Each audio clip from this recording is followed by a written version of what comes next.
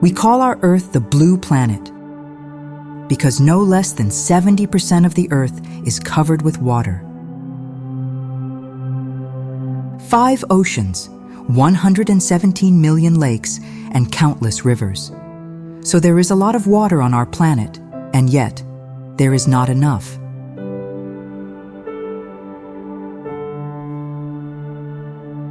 There are 2 types of water, salt water and fresh water.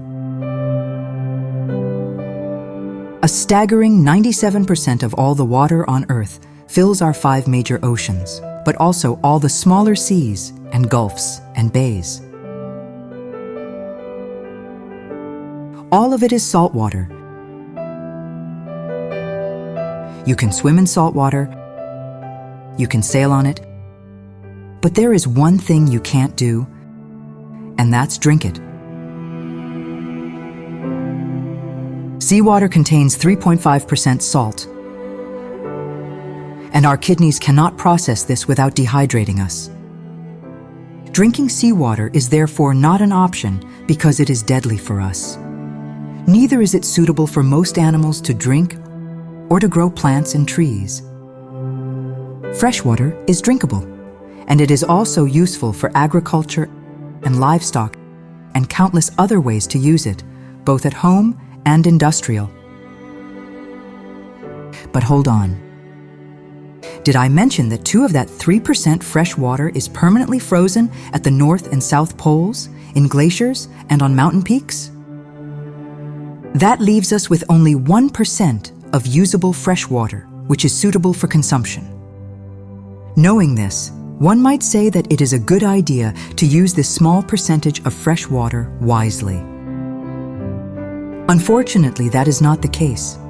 Our precious drinking water is mainly used in the production of everything we consume today. Let's find out how that works.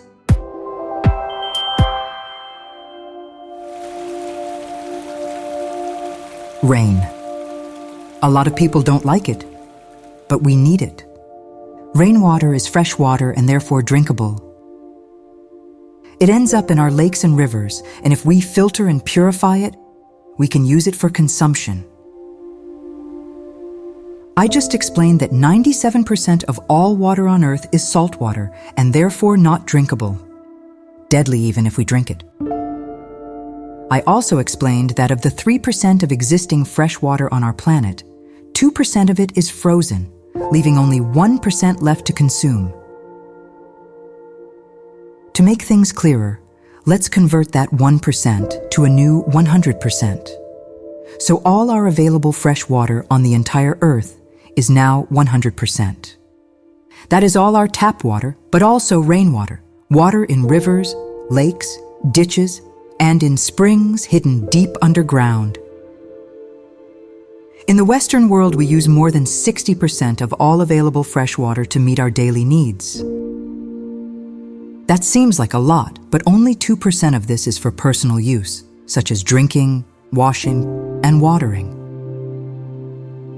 And the other 58%?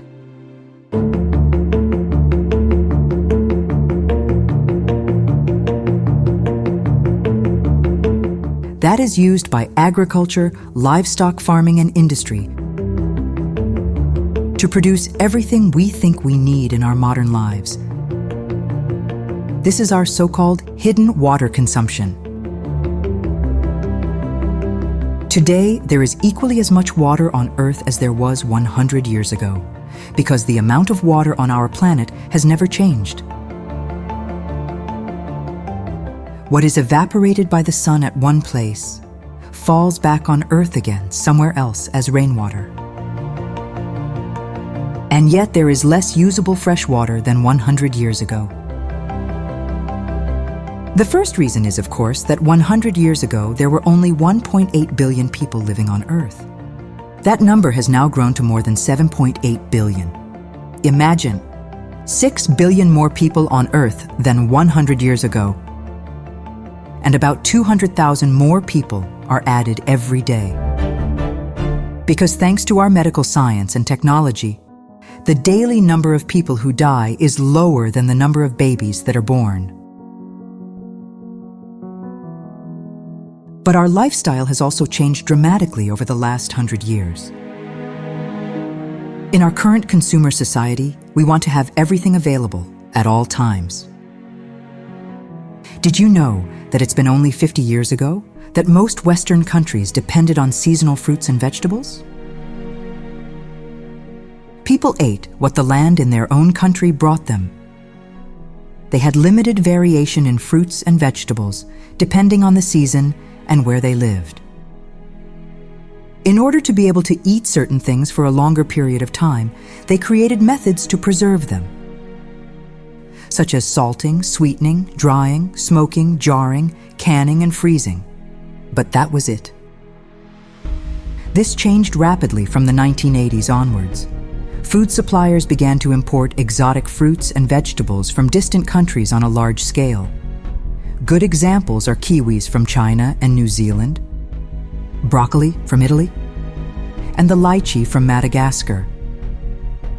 Nowadays, we are completely used to being able to eat all kinds of exotic things from all corners of the world and all year round.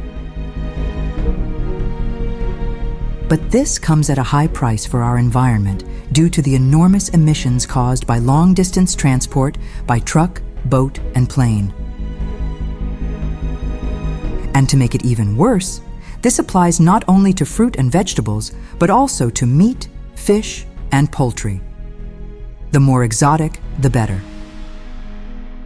And to get back to the main topic of this video, all this food and products cost a lot of water to produce. And that is the so-called hidden water consumption. Take 1 bar of chocolate.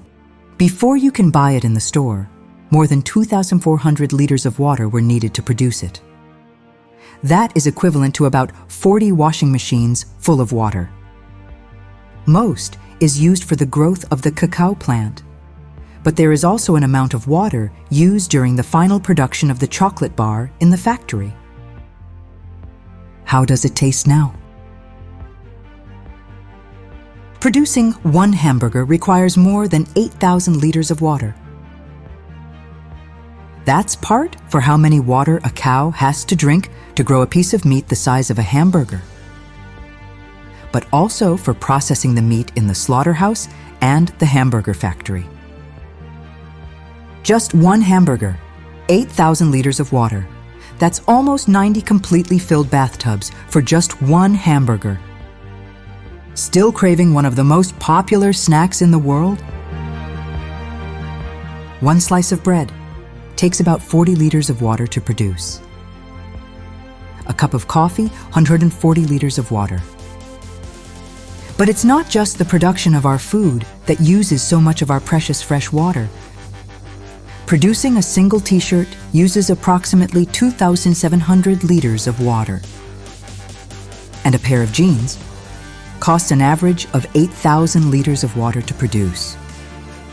If we add all this up, an average resident in the Western world uses about 4,000 liters of hidden water every day. On top of that, we also use water on a daily basis to shower, flush our toilets, wash our clothes, cook our meals, do our dishes, make coffee and tea, water our gardens, and wash our cars. That's a staggering average of 1.5 million liters of fresh water per person per year.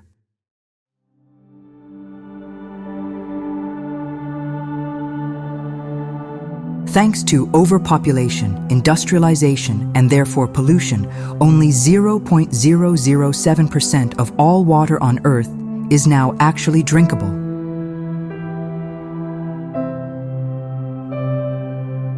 As a result, there are now more people on Earth with a mobile phone than people with access to healthy drinking water.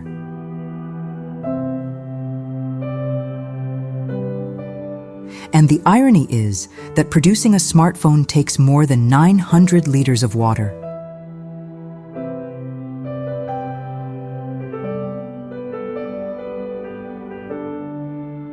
And let's not forget the uninhabitable areas, where entire cities are built and supplied with water, so we can live there or spend our holidays.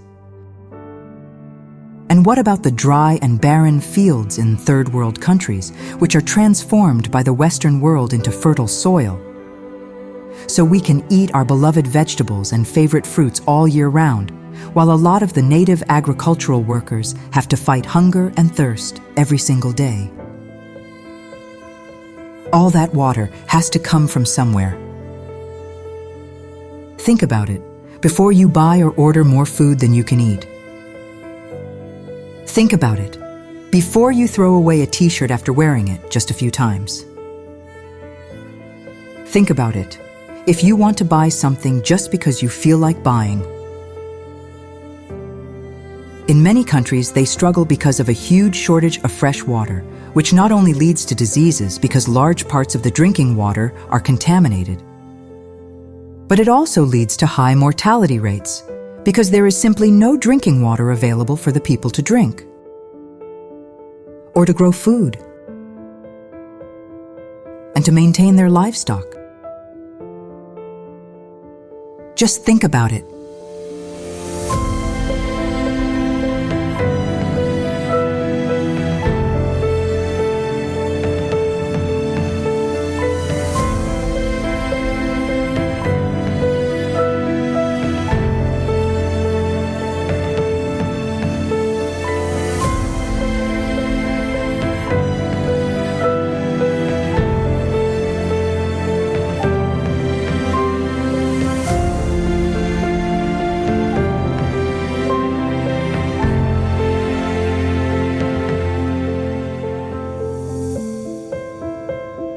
We only have one planet and only so much fresh water. Think about it. Think about the footprint you leave behind for future generations. It really makes a difference.